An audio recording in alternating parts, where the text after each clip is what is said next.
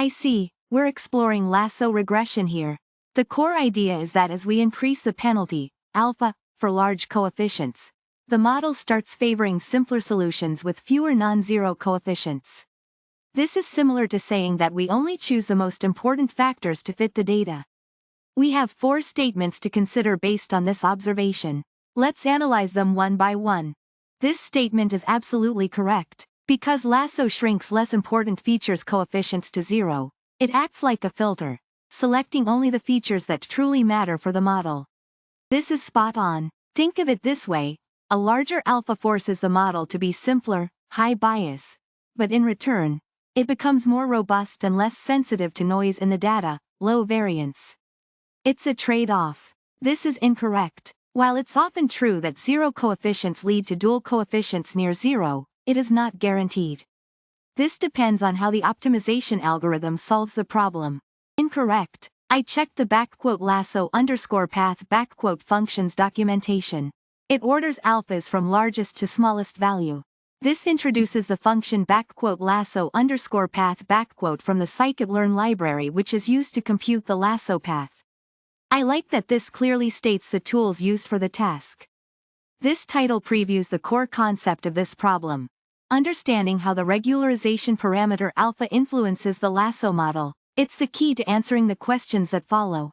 The _lasso_path function produces 3 arrays. Alphas is a sequence of regularization parameter values, how much we penalize large coefficients. Cofs represents coefficient values corresponding to each alpha, and duals represents the dual coefficients from the optimization problem. Understanding these outputs is crucial. I see that this title focuses on how the regularization parameter, alpha, affects lasso regression. We'll be exploring how changing alpha impacts the model's coefficients and overall performance. Alpha is a crucial tuning parameter in lasso regression. Think of it as a knob that controls how much we penalize large coefficients. A higher alpha means a stronger penalty, pushing coefficients towards 0, leading to a simpler model. Lasso regression's ability to shrink coefficients to exactly 0 is what makes it great for feature selection. By setting the coefficient for a feature to 0, the model effectively ignores that feature. A high alpha value will lead to a model that ignores lots of features. This is a central concept in machine learning. As I increase alpha, I'm simplifying the model, thus increasing bias.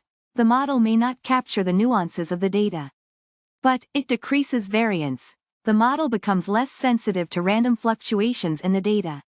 It's a balance. These are the numerical values that multiply the features in the linear regression equation. They're what lasso is trying to tune by shrinking them towards 0 with the regularization imposed by alpha. Changes in alpha cause significant changes to the value of the coefficients. This line describes the context of a problem where the lasso_path function from the scikit-learn library is used. This function is used for lasso regression, and the questions following it assess your understanding of the results obtained from this function. Key results are coefficients, the dual coefficients, and alpha values. I see alpha as a tuning knob. The higher I turn it, the stronger the penalty for large coefficients in my lasso model. This means that my model will become simpler, shrinking less important features towards 0. These are the numbers that tell me how much each feature influences my prediction. In lasso, these coefficients are what get shrunk towards 0. The higher the alpha, the more shrinkage I see. As I increase alpha, I'm essentially performing feature selection. Many coefficients become exactly 0, effectively eliminating less important variables from my model. That's right. By shrinking coefficients to 0, I'm automatically selecting the most important features. It's like my model is deciding which ingredients are essential to the recipe. Think of it like this: increasing alpha is like simplifying my model. I'm reducing the model's complexity, which reduces the model's variance, sensitivity to noise. However, I may also increase bias. My simplified model might not fit my data as well. There is always a balance. This is the core concept. Lasso regression uses a penalty to shrink coefficients towards 0. As we increase alpha, this shrinkage intensifies, which leads to feature selection and a change in model bias and variance. Exactly. Increasing alpha means more shrinkage, making my model simpler and less prone to overfitting, lower variance. However, it might not perfectly capture the data's subtleties, leading to higher bias. I see lasso regression as a special type of regression that cleverly shrinks the importance of some features. It does this by adding a penalty to the usual error calculation. The size of this penalty is controlled by a parameter called alpha. As I increase alpha, the penalty for having large coefficients becomes larger. This forces the model to reduce the size of many of its coefficients, some even to zero. Think of it like squeezing a balloon. The air, coefficient values, gets pushed around and some parts might even disappear completely. Increasing alpha means I'm applying a stronger penalty, making the model simpler. This directly affects the coefficients and their values. When a coefficient becomes zero, I've essentially eliminated the corresponding feature from the model. This is exactly how Lasso performs feature selection. It automatically chooses the most important features for me. A higher alpha value increases the penalty I apply during my regression, simplifying my model. A simpler model, resulting from a high alpha, might not perfectly capture the complexity of the data. That's increased bias. Imagine trying to fit a straight line through a curvy cloud of points. It's simpler, but not very accurate. However, a high alpha makes the model less sensitive to random noise in the data. That's reduced variance. Like a steadier hand, less affected by small wobbles. This question tests my understanding of lasso regression using the _lasso_path function in scikit-learn. This function gives me back the alphas, penalty strengths, coefficients, how much each feature matters, and duals, numbers related to optimization. This statement is true, because when I increase alpha, I'm forcing some coefficients to zero, effectively removing those features from my model. This is also true. A higher alpha makes my model simpler, leading to higher bias. It might miss some details, but it also makes the model less sensitive to noise, thus reducing variance. This is false. The alphas are usually ordered from largest to smallest, as per the documentation for the _lasso_path function. Lasso, short for least absolute shrinkage and selection operator, is a regression analysis method that performs both regularization and variable selection. I use it to predict a continuous outcome variable. It adds a penalty to the model's complexity, shrinking coefficients toward zero. This effectively selects the most important variables by potentially removing less important ones, whose coefficients become zero. This question explores how changing the strength of regularization affects the number of features my model uses.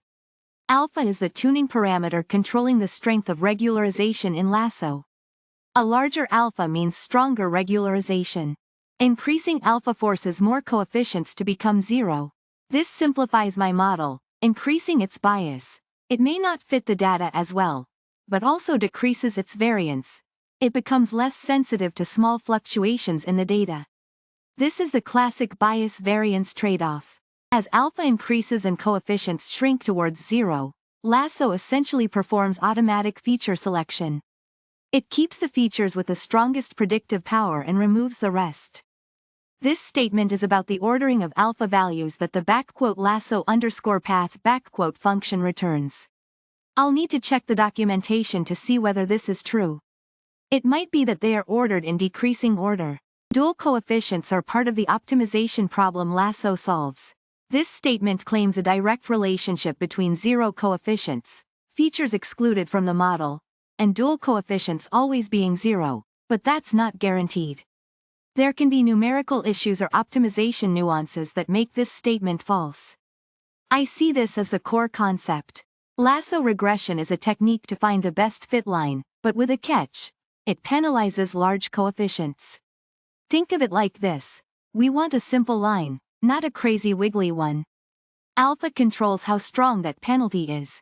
A high alpha forces a simpler line, even if it isn't the absolute best fit. It is like tightening the reins on a horse, so it doesn't wander too far. This is the central question of the problem.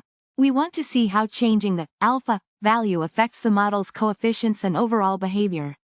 We will explore this question through the options A, B, C, and D. As I increase the alpha value, I strengthen the penalty on larger coefficients, making the model simpler. This is the core mechanism of lasso regression. I look for changes in the model's coefficients and other output parameters like dual coefficients to analyze the effects of increasing alpha. As I increase alpha, many coefficients shrink to zero. It's like the model is saying, these features aren't important, let's ignore them. This is feature selection, and it's a key benefit of lasso. The model becomes more parsimonious, which is a nice, fancy term for simple. I observe a trade-off here. A higher alpha creates a simpler model, higher bias, meaning it might not fit the data perfectly, but makes it less sensitive to noise, lower variance. Imagine fitting a line to scattered points. A high alpha might give a simple line, missing some points, but it won't wiggle wildly to fit every single point. I see this as false. While often close to zero, dual coefficients aren't strictly zero when the corresponding feature's coefficient is zero. It is due to numerical computation nuances and the underlying optimization problem. I learned this is incorrect. The alpha's array is usually ordered from largest to smallest, not the other way around. It's important to consult documentation to confirm this. Let's dive into lasso regression. It's a powerful technique that shrinks coefficients towards zero. This helps in feature selection and avoids overfitting. The key here is alpha asterisk, which controls the strength of this shrinkage. A higher alpha means stronger shrinkage. Think of it like a dial. The higher you turn it, the more coefficients get pushed towards zero. This question explores how changes in alpha affect the results from scikit-learn's _lasso_path function, which performs lasso regression. We'll look at how the number of non-zero coefficients changes, and how this impacts bias and variance. This sets the stage. I'm presented with a scenario involving lasso regression, specifically using _lasso_path. I observe a key relationship. As alpha increases, fewer coefficients are non-zero. That's the puzzle I need to solve by evaluating the multiple choice options. This is spot on. Lasso regression does exactly that. By pushing coefficients to zero, lasso eliminates features that aren't contributing significantly to the model's predictive power. As alpha increases and more coefficients become zero, the model becomes more focused on the most relevant features. Absolutely true. This statement points to the classic bias-variance trade-off. Increasing alpha simplifies the model, more bias, but makes it less sensitive to noise in the data, less variance. It's a balance. You want a model that's not too complex, low variance, but neither too simple to miss important patterns, low bias. This one is false. While often close to zero, they aren't always exactly zero because of numerical computation quirks. Nope. According to the documentation for _lasso_path, it's actually ordered from largest to smallest. These options test my understanding of how increasing alpha affects lasso regression results and the function's output. I need to choose the ones that accurately describe what's happening.